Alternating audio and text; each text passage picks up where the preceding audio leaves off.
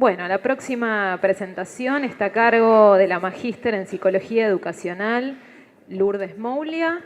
Ella va a estar presentando jóvenes en circuitos educativos contrastados, cómo se representan el estudio y el trabajo, qué piensan de sí mismos y cómo visualizan su futuro. ¿Me siento? Sí. Bien, ahí está. Me siento más bajita de lo que soy, pero vamos bien. Sí, si querés. Bueno, buenos días a todos y todas. Me sumo a la presentación y a las palabras que dijeron, anteriormente. Me presento, mi nombre es Lourdes Moulia. Voy a compartirles algunos resultados de lo que fue mi tesis de maestría en Psicología Educacional. El título, lo ven ahí, tiene que ver con una investigación, digamos un proyecto de tesis que se llevó a cabo con jóvenes de circuitos educativos contrastados, que ya después voy a compartirles concretamente de qué se trata. Pero antes de ponernos de lleno a lo que es el proyecto, me gustaría compartirles un poco lo que fue mi propia trayectoria educativa, ¿sí? Principalmente porque quienes trabajamos en orientación consideramos que la trayectoria es una parte importante, ¿no?, de la vida de cada uno y al mismo tiempo influye y tiene mucha relación con los proyectos de vida, ¿no? Entonces me parecía interesante poder compartirles brevemente cómo fue un poco mi recorrido. Mi egreso al secundario ya más o menos denota mi edad, para que no hagan cuentas. En el 2002 inicio la carrera en psicología acá en la Universidad de Buenos Aires. En el 2006 arranco con esta materia electiva que una amiga me había sugerido. Yo no sabía bien de qué se trataba, no tenía ni idea. Me anoté, me encantó, me pareció que era una materia muy práctica, algo distinto a lo que veníamos viendo mucho psicoanálisis en los primeros años de carrera también. Me entusiasmó tanto que cuando me enteré que había una práctica, no dudé en anotarme. Así fue como en la práctica, a través del incentivo de los docentes, nos propusieron participar de una investigación que ellos estaban llevando a cabo en el equipo de investigación de la cátedra. Y yo, un poco de curiosa y que me gusta investigar, no lo sabía, digamos concretamente, me ofrecí como participante. A partir de ahí formo parte de lo que es el equipo de investigación y en el 2010 me postulo para lo que es una beca de maestría. Esto lo comparto principalmente porque siendo estudiante uno desconoce, ¿sí? Yo para ese entonces ya había egresado y la realidad es que gracias a particularmente es la práctica yo me entero que hay equipos de investigación y cosas que quizá no son tan con libre circulación. Y no nos olvidemos que es un campo, ¿sí?, es una incumbencia profesional del psicólogo también investigar. Con lo cual me parece que es importante poder meter ahí en cualquier espacio, compartir esta experiencia. En el 2011 inicio concretamente lo que es la maestría en Psicología Educacional y me otorgan la beca. Y en el 2017 obtengo lo que es el título de magíster. En el 2013 empiezo a trabajar formalmente en lo que es la DOE, en la institución donde presentaron las chicas del chat anteriormente, ¿sí? Con lo cual estuvo ligado al campo de la orientación hace ya un par de años. Esta experiencia en investigación viene, ¿no?, mi postulación, digamos, a lo que es el proyecto, tiene que ver con una larga línea de investigación. Yo llego al equipo, pero el equipo tenía una trayectoria mucho más larga que esta. Simplemente planteo desde qué proyecto se desprende mi tesis, que es en el 2010-2012, las anticipaciones de futuro en jóvenes en situación de vulnerabilidad socioeducativa. Ese fue el proyecto en el que yo, tomé los cuestionarios y a partir de ahí es que yo me empiezo a hacer algunas preguntas vinculadas a este proyecto en el que estamos. Como verán, seguimos investigando y continuará, ¿no?, todo lo que es el recorrido de investigación. Entonces, a partir de este proyecto, yo lo que me pregunto tiene que ver un poco con los objetivos, es cómo se representan, porque la cátedra venía trabajando hace bastante con lo que son las representaciones de estudio y trabajo. Entonces, un poco me empiezo a preguntar cómo se representan el estudio y el trabajo, cómo se perciben a sí mismos, ¿no? Es decir, qué percepción en términos de autoeficacia, qué tan buenos se sienten los jóvenes y cómo anticipan el futuro. ya sea los jóvenes en situación de vulnerabilidad socioeducativa, que era lo que nosotros más experiencia teníamos investigando, como aquellos jóvenes que llamamos de escuelas de élite, ¿sí? Ya fui deconstruyendo mucho las palabras. Antes eran jóvenes de élite y hoy me permito decir que en realidad son jóvenes que van a escuelas de élite, ¿no? Porque si no terminamos como reproduciendo algo que no está bueno socialmente. Así que, de alguna manera, esto es lo que yo me propongo en esta tesis. Analizo estas dos poblaciones.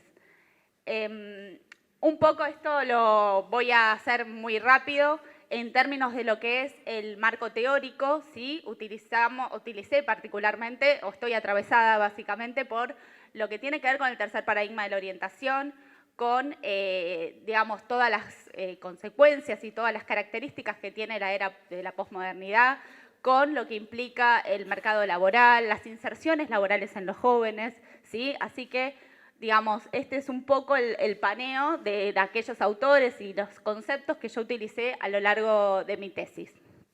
Particularmente el trabajo consistió en un estudio cualitativo, ¿sí? A diferencia de cuando yo me inicié dentro de la cátedra del equipo, que tenía que ver con una toma de cuestionarios y que tenía una metodología más cuantitativa, nos empezamos a entusiasmar con todo lo que era la metodología cualitativa. Esto implica hacer entrevistas en profundidad, entrevistas que son sin una duración preestablecida, donde por ahí implica tener varios encuentros con la misma persona. Yo a lo largo de la tesis me entrevisté con 24 jóvenes, 12, digamos, de cada una de las poblaciones, y de alguna manera esto es como está conformado, digamos, la muestra, ¿no? La población en general.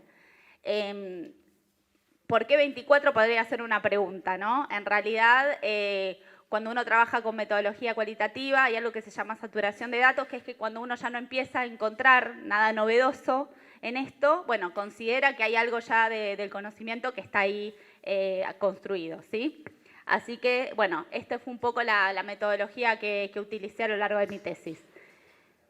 Y antes de meternos con los resultados, básicamente es demostrarles a ustedes cómo es la población con la que trabajé, describiendo algunas características de las instituciones educativas a las que asisten, ¿sí? Como les contaba, había ido a escuelas de élite y había asistido a escuelas, digamos, donde asisten jóvenes que estaban en situación de vulnerabilidad socioeducativa. Particularmente, una de las escuelas que más nos convocó, nosotros como equipo en general, fueron las escuelas de reingreso, ¿sí? Un sistema que yo particularmente desconocía y que ofrece una alternativa en la trayectoria de los jóvenes que los acompaña y los estimula en su recorrido, ¿sí? Los acompaña desde entendiendo bien las problemáticas y las particularidades que tienen estos jóvenes. Ahora sí, voy a empezar con aquellos jóvenes que asisten a la escuela de élite. Esto es un poco algunas características que fui rastreando a lo largo de las entrevistas. Particularmente vamos a empezar con lo que es la percepción de sí mismos, ¿sí? Cómo ellos se perciben en los relatos de estas entrevistas.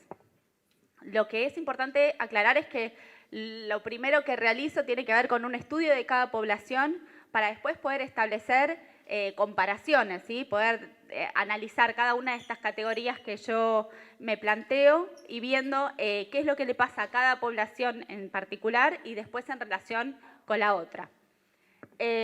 Como vemos, los jóvenes que asisten a escuelas de élite se consideran o registran varios recursos personales, además de los materiales que, por supuesto, además de exponerlos, están visibles, ¿no?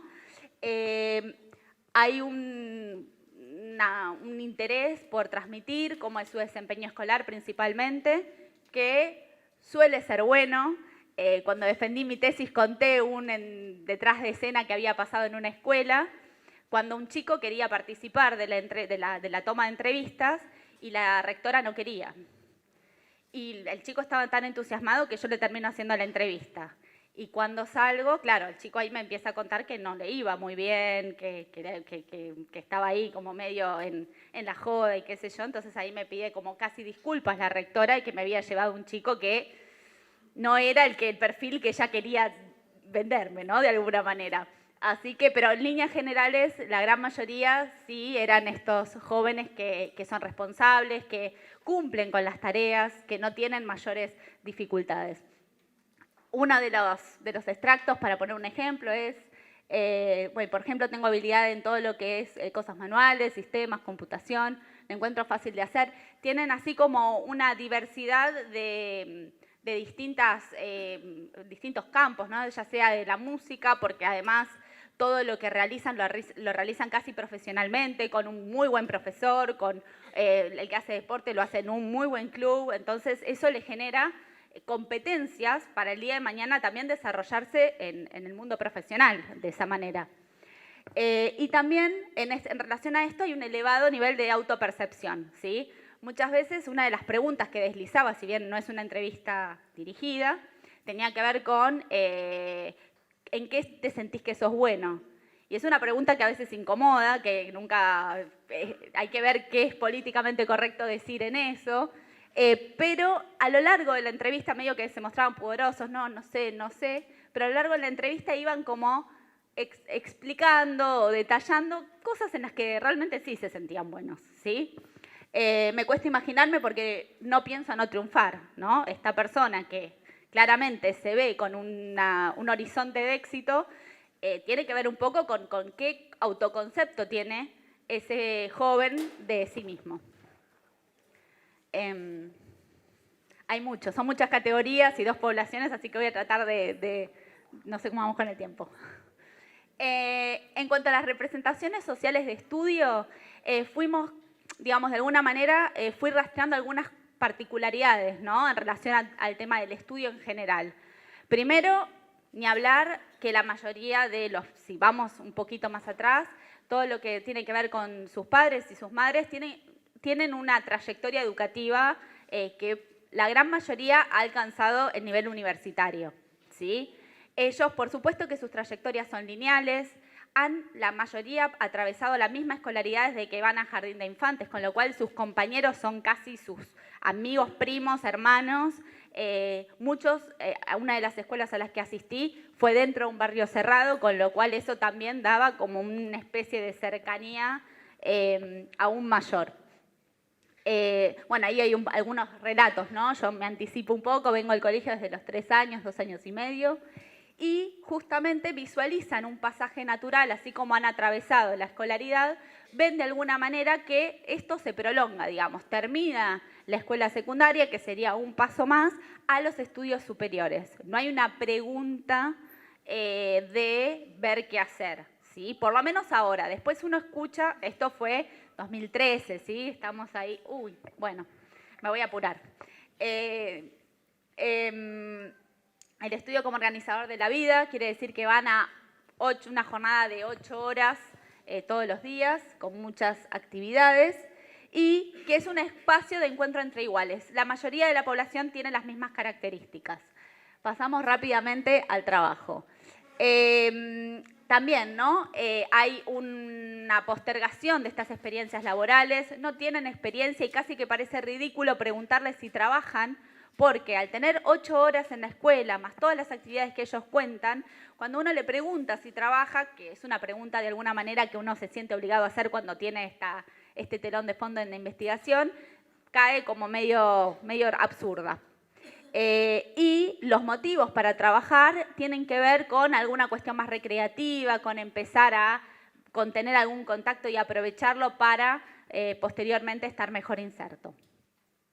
En cuanto a lo que son las anticipaciones de futuro, más que nada en términos de temporalidad, vemos que el pasado está plagado de experiencias enriquecedoras, viajes, aún las mudanzas que pueden ser traumáticas, son connotadas por ellos como algo que es a favor, para mejorar, ¿sí? No en términos disruptivos. El presente tiene que ver con sus actividades y con lo que ellos realizan cotidianamente, y el futuro es muy predecible, ¿no? Ya se imaginan un poco cuál va a ser el desenlace al finalizar la escuela. Nos metemos rápido con la población, la otra población de alguna manera, la de los jóvenes en situación de vulnerabilidad socioeducativa. vemos mayor heterogeneidad en lo que es la percepción de sí mismos, ¿sí? Si bien el otro era como un grupo más homogéneo, vemos que hay algunos que sí consideran que tienen, digamos, lo que son recursos personales que le han permitido atravesar todo lo que fueron las adversidades y las distintas situaciones que han vivido. Hay otros que quizá reconocen ciertas cualidades, pero también pueden reconocer defectos que de alguna manera los hacen pisar el palito y estar en una situación de desventaja.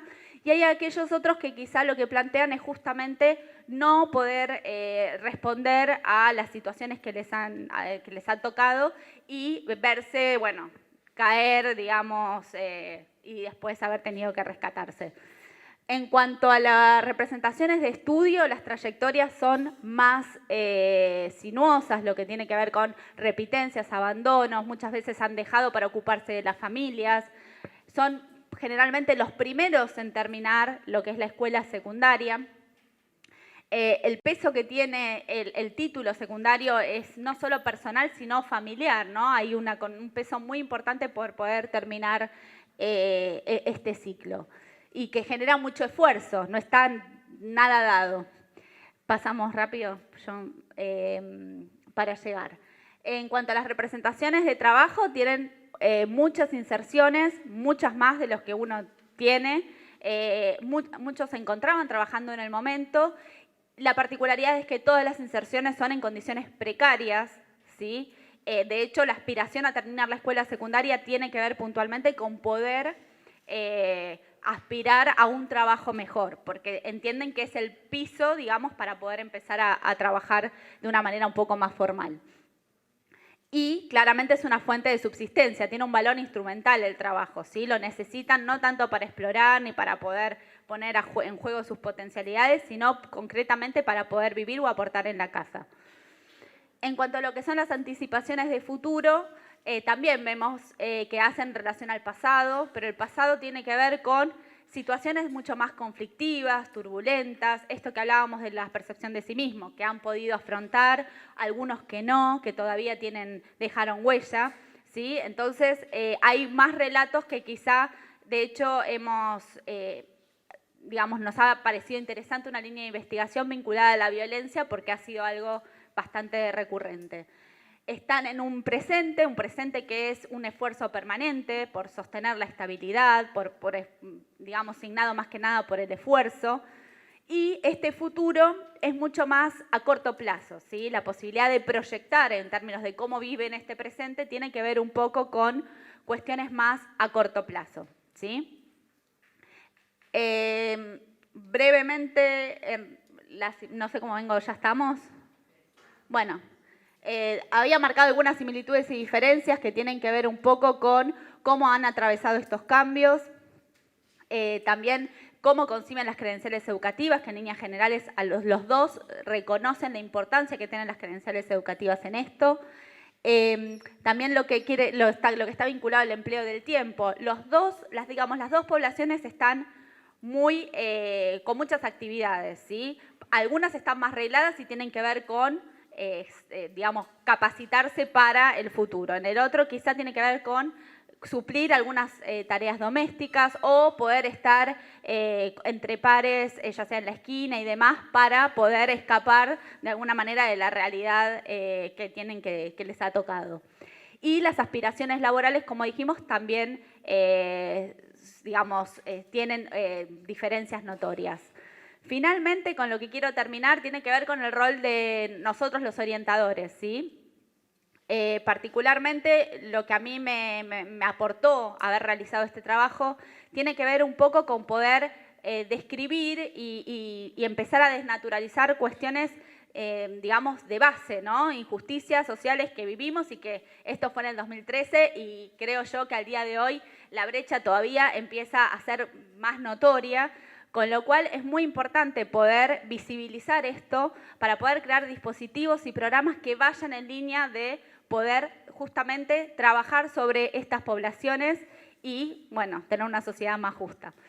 Esto es todo. Muchas gracias.